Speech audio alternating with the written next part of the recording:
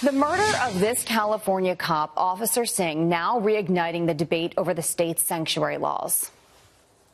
This is a criminal illegal alien with prior criminal activity that should have been reported to ICE.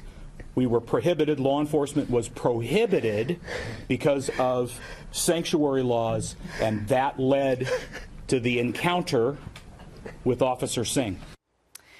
The accused cop killer had 2 prior DUIs and alleged gang ties, but under California law, SB 54, local authorities are banned from reporting this information to ICE.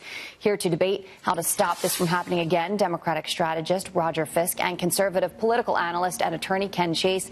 Thank you both for joining us this morning. I mean, it's a tough story to talk about because it really just kind of tugs at your heartstrings. Everybody can feel that raw emotion when you see that picture of Officer Singh taken just hours before he was killed with his family on Christmas. It's just terrible. Roger, how do you make the argument that we shouldn't have a wall?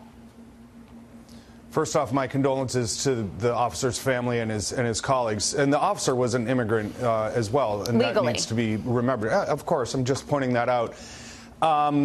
There's 800 exceptions to the sanctuary law, and gang activity is one of them. So there was absolutely nothing stopping them from sharing this information with federal authorities. So I think as we get more into the details of this situation, the president's lunge to make this a direct correlation to the wall is not going to be proven out by the facts. I don't want to jump in and politicize it. After the Las Vegas shooting, this White House themselves said, let's not jump in right after a shooting and start trying to make political points. So I don't want to do that. But there's a long, long chasm between this situation and the president's agenda for the wall. I don't see them as a direct connection at all. I guess, Ken, though, it's hard to make the argument after, we've seen multiple times, multiple Americans have lost their lives at the hands of illegal immigrants. So how do you not have that conversation? Well, you have to have the conversation. And President Trump was elected in 2016 by the American people, and he's made no mistake of what his intent is with regard to the wall. Let the president do his job. The Democrats can end this shutdown, this standoff in 10 minutes. The Democrats control one half of one of the 3 chambers of government, and they should not hold the will of the American people hostage. This is a circumstance where the American people have chosen one thing, and Washington and the bubble of Washington is doing another, and it really should stop. Roger, do you see any way to compromise on the border wall? Well, I think if the president demonstrated a broader appetite for an actual policy conversation, for example, he never really brings up ports, for example, which are far more vulnerable and in many cases are more a point of entry for things like drugs. So it doesn't seem to me like a policy conversation for him.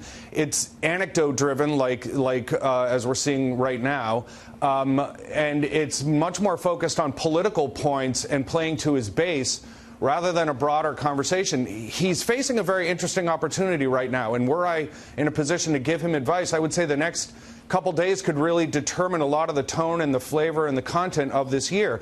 If he were to pivot and to just take a breath and try to reorient and become president of the entire United States and start acting that way, these problems might not go away, but they would probably get better. If he insists on just being president of his base and just looking at these issues through a political lens and constantly throwing red meat to his base, then they're going to remain political in the absence of him demonstrating a larger policy appetite for a comprehensive conversation about border security and immigration. Ken, final word, do you agree with that?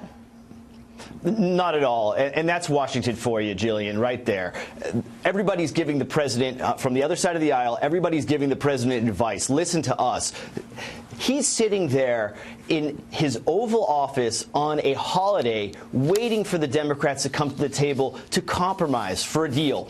And what we hear now is demagoguing the issue, pandering to the Democrat base, and it's not helping. And it's not going to help the American people.